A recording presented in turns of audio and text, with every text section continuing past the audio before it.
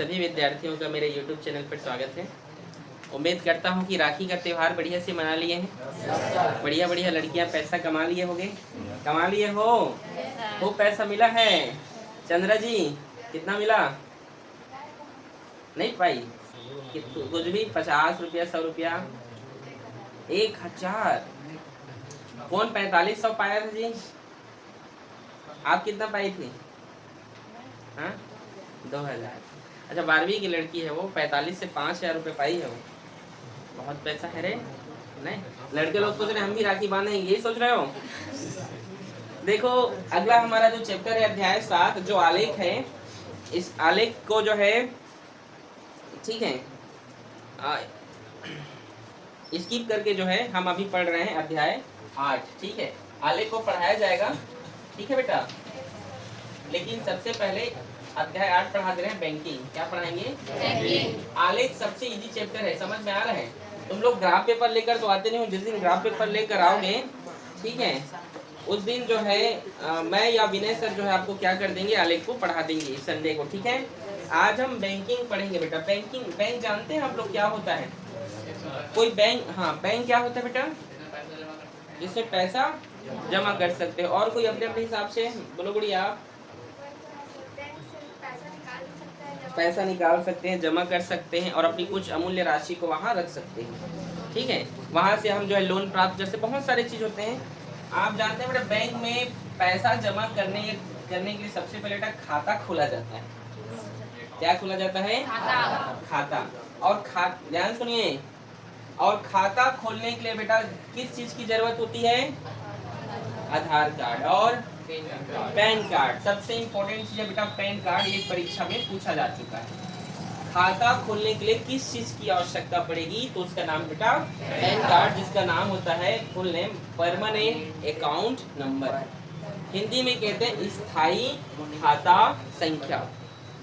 ठीक है, इंग्लिश में भी लिखना है और हिंदी में भी। स्थायी खाता संख्या या परमानेंट अकाउंट नंबर। ठीक है बेटा, बैंक में खाता किस तरीके से खोला जाता है? एक होता है बेटा बचत खाता और एक होता है बेटा चालू खाता।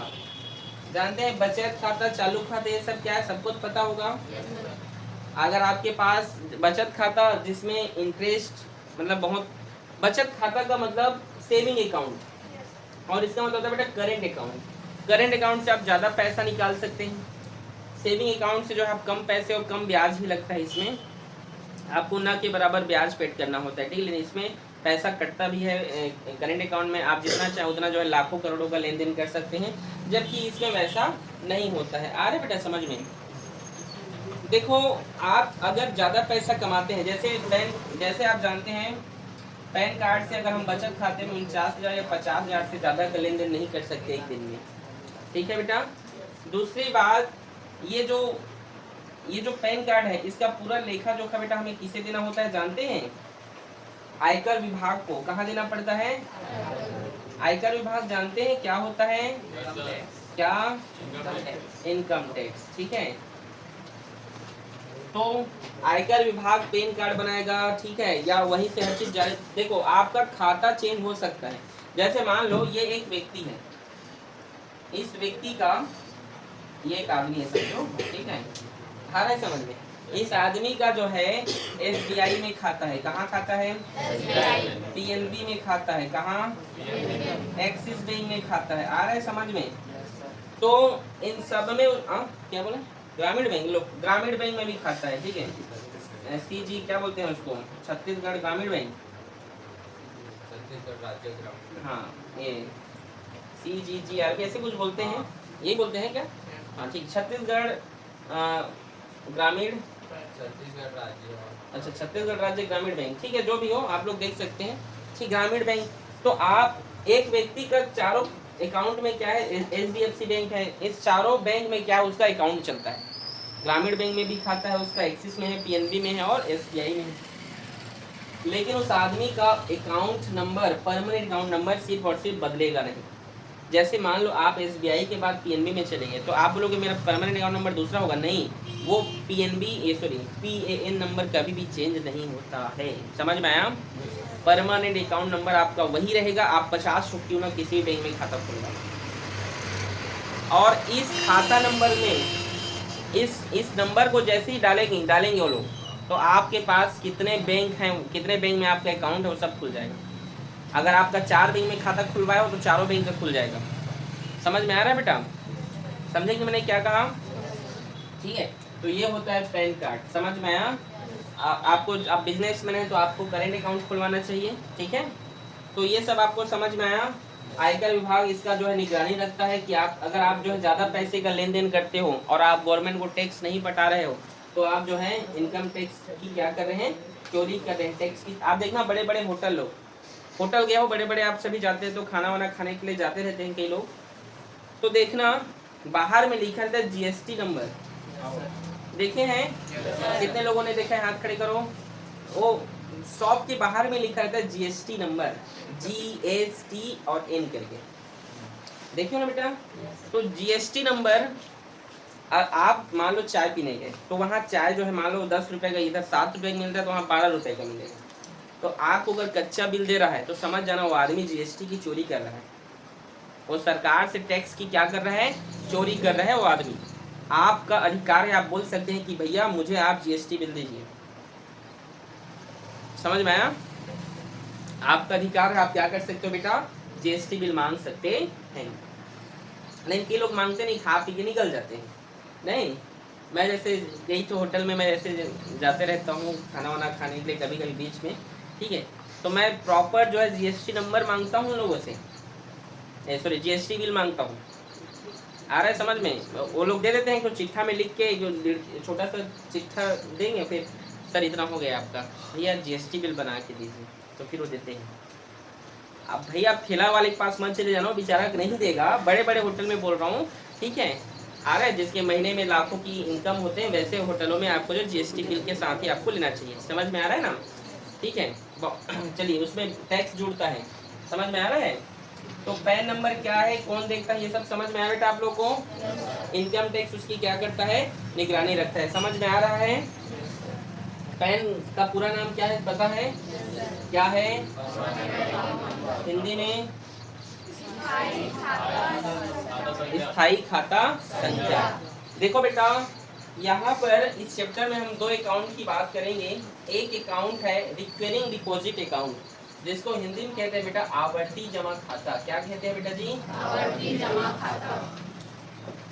और एक होता है फिक्स्ड अकाउंट, जिसको कहते हैं बेटा सावधि जमा खाता। क्या कहते हैं? सावधि जमा खाता। ठीक है, देखो आवर्ती जमा खाता और सावधि जमा खाता। तो आवर्ती जमा खाता का सूत्र अगर हम आपसे पूछें इस चैप्टर में, इन्हीं दोनों का ही सूत्र ज्यादा यूज होगा बेटा। ठीक है, तो आवर्ती जमा खाता का सूत्र होगा बेटा, याद रखना, P × R बटे 100 मल्टीप्लाई, हल्ला ना करें, 1/12 और n + 1/2। ये है बेटा जी आवर्ती रिकरिंग डिपॉजिट अकाउंट का फॉर्मूला। ठीक है, समझ में आया? जहां पर P का मतलब है मूलधन, R का मतलब है रेट, N का मतलब है महीनों की संख्या। जैसे एक साल में कितने महीने? 12 महीने। वैसे मतलब मंथ के हिसाब से आपको लिखना है। आ रहा है समझ में? दूसरा चीज बेटा सावधि जमा खाता, फिक्स डिपॉजिट अकाउंट होता है ये। इसका फॉर्मूला आप जानते ही हैं, A = P वाला, याद आ रहा है? 1 + R/100 और ये N या T लिख सकते हो यहाँ पे, ये इसका फॉर्मूला है, याद रहेगा बेटा? दूसरी बात, आपके बुक में ऐसे कई क्वेश्चन है जिसमें आपको लिखा होगा कि जो है ब्याज की गणना आपको करना है। ध्यान से सुनो, ब्याज की गणना आपको करना है, अर्धवार्षिक करना है, तिमाही करना है, ऐसे करके आपसे क्वेश्चन पूछेंगे। ध्यान से सुन लीजिए इस बात को।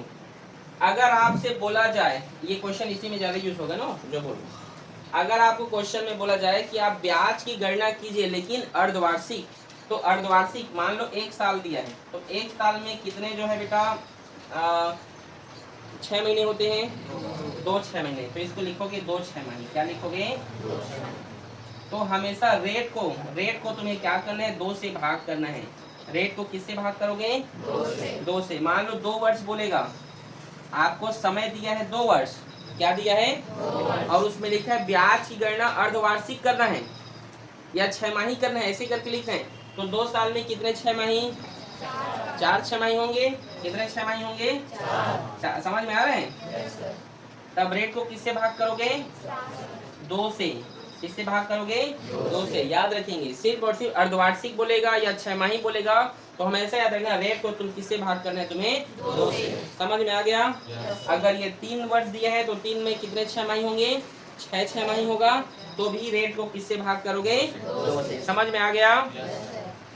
अगर आपको बोला जाएगा बेटा तिमाही गणना करना है, क्या करना है? तिमाही। ठीक है, तो 1 वर्ष में कितने तिमाही होते हैं? 4 तिमाही होते हैं। होते हैं ना? 1 साल में 3 महीने कितनी बार आता है? 4 बार। ठीक है, तो 4 तिमाही आता है। 1 साल में तिमाही कितनी बार आता है? तो 4 बार आता है। 2 साल में तिमाही कितनी बार आता है? 8 बार आता है। तो हमेशा ये याद रखना, अगर क्वेश्चन आपका तिमाही वाला रहेगा तो रेट को किससे भाग करोगे जानते हो? 4 से। किससे भाग करोगे? 4 से। समझ में आया? इसमें 2 से करते थे तो इसमें किससे करोगे? 4 से। किसी कोई दिक्कत बेटा? समझ में आ रहा है मैं जो पढ़ा रहा हूँ वो? किसी को ऐसा है जिसको नहीं आ रहा हो तो बताइए। जैसे 2 वर्ष में 8 तिमाही होते हैं तो रेट जो भी दिया रहेगा, मान लो जो भी रेट दिया रहेगा 20, 25, तो उसको किससे भाग करोगे तुम? 4 से। समझ में आया? ये है बेटा आपके अध्याय 8 बैंकिंग का इंट्रोडक्शन। ठीक है, हम कल जो है एक एक क्वेश्चन करेंगे। इस पे टोटल कितने क्वेश्चन है? 12 क्वेश्चन है। ठीक है, 6 पार्ट में इस क्वेश्चन को हम क्या करेंगे? एक क्वेश्चन कर दे क्या? कर दें? चलो ठीक, कर देते हैं। आप लोग अगर बोल रहे हैं तो ठीक है। ये मनीषा कर दे बिट्टू? ठीक, वेरी गुड बेटा। पहला क्वेश्चन है, करीम भारतीय स्टेट बैंक में 150 रुपए प्रति माह की दर से 2 वर्ष तक आवर्ती जमा खाता में निवेश करता है। करीम नाम का एक व्यक्ति है जो भारतीय स्टेट बैंक में क्या करता है? पैसे जमा करता है और हर महीने 150 रुपए जमा करता है। कितने साल तक? 2 साल तक। ऐसे किस किस में करते रहते हैं? जैसे कई आप लोग को पापा लोग भी देखो, आप लोग के नाम पर हर महीने कुछ ना कुछ जमा करते होंगे। ठीक है, मेरी बेटी की शादी के काम आएगा, ऐसे करते हैं कि नहीं? LIC क्यों जी? चंद्रा जी? हाँ देखो करते हैं ना। लड़का लोग सोच रहे हैं हम लोग के नाम पर तो कोई नहीं करता है। चलो ठीक है। और ब्याज 5% वार्षिक हो तो 2 वर्ष बाद कितनी धनराशि प्राप्त होगी? तो चलो देखते हैं बेटा। आवर्ती जमा खाता बोला है, पी कितना दिया है? 150 रुपए। हल्ला ना करें। रेट कितना है? 5%। और समय कितना है बेटा? पीछे बात न करें। और हर महीने जो है 150 रुपए जमा किया जाता है 2 साल के लिए। ठीक है, तो 2 साल में कितने महीने होंगे बेटा? 1 साल में कितने महीने किसको पता है? गुड़िया तुम बताओ, 2 साल में कितने महीने? देख लो। अरे बेटा अब आप तुम लोग ऐसे पढ़ोगे कैसे चलेगा? मैं एक सिंपल सा क्वेश्चन पूछ रहा हूँ गुड़िया कि बेटा 1 साल में 12 महीने हैं तो 2 साल में कितने महीने? 24। ये लोग बोल रहे हैं 24। अभी तेरे से क्वेश्चन पूछूंगा विवेक, सिंपल उत्तर न दे। उसको पूछ रहा हूँ, उत्तर दे रही है वो। तुम 10वीं पढ़ रहे हो बेटा, लेकिन फिर भी तुम्हारा स्टैंडर्ड क्या बोलो, तुमको पढ़ाई करो गुड़िया। तो 24 महीने। कितने महीने? 24। आवर्ती जमा खाता का सूत्र चलिए यहाँ से हम देखते हैं।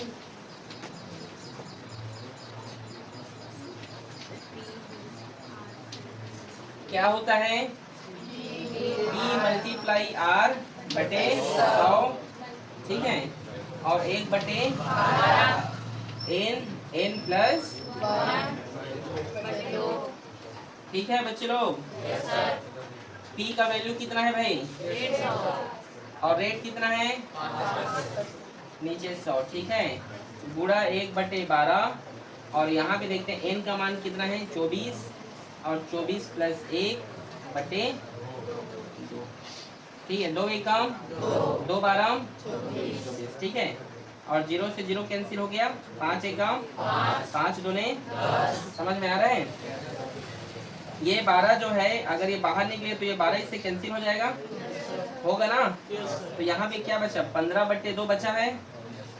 और गुणा 24 में 1 जोड़ो 25। ठीक है, 15 और 25 का गुणा करो, कितना होगा? जल्दी करें।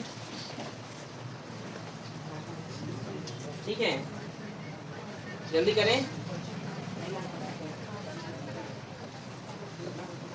गुणा कर दिए 375 और 375 बटे 2, 2 से भाग करोगे 2 एक कम, 2 एक कम, एक हासिल चला गया, 2 अट्ठे 16, ठीक है, 2 अट्ठे 16, एक हासिल, 2 सत्ते 14, तो ये 15 था तो दशमलव लग गया तो 10 हुआ, 2 पंचे 10, 187.5 आ रहा है समझ में? 187.5 रुपीज आ रहा है बेटा समझ में? समझ में आ रहा है ना? दूसरा चीज चलिए हम बात करते हैं, ठीक है।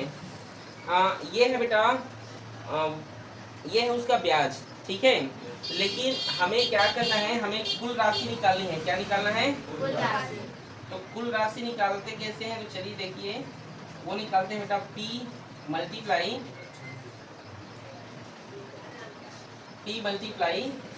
N प्लस ये है टोटल इंटरेस्ट उसका तो T, ये देखो P multiply N plus T into I. P कितना था 150 और N कितना है भाई 24 है, N बोलो या T, और टोटल इंटरेस्ट कितना निकल कर आया है 187.5।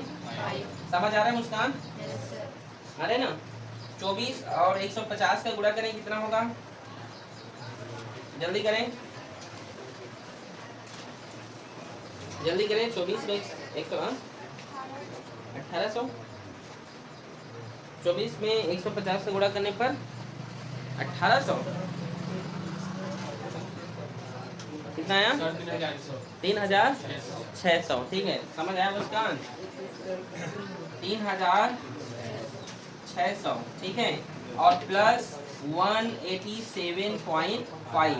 अब इसको जोड़िए, ये क्या होगा 3787.5 मतलब 50, ठीक है, 0.5 रुपीज, ठीक है, 3787 रुपीज होंगे। समझ में आया? तो लिख सकते हैं, अतः करीम को भारतीय स्टेट बैंक 2 साल में जो है 3787.50 रुपए देगा। 0.5 मतलब 50 है, ठीक है। इजी है? कठिन है क्या? समझ आया? तो ऐसे बनाएंगे बेटा, कल हम जो है ज्यादा इसके बारे में बताएंगे, ठीक है। तो कठिन है, बना लेंगे ऐसे क्वेश्चंस, ठीक, नोट करें इसको।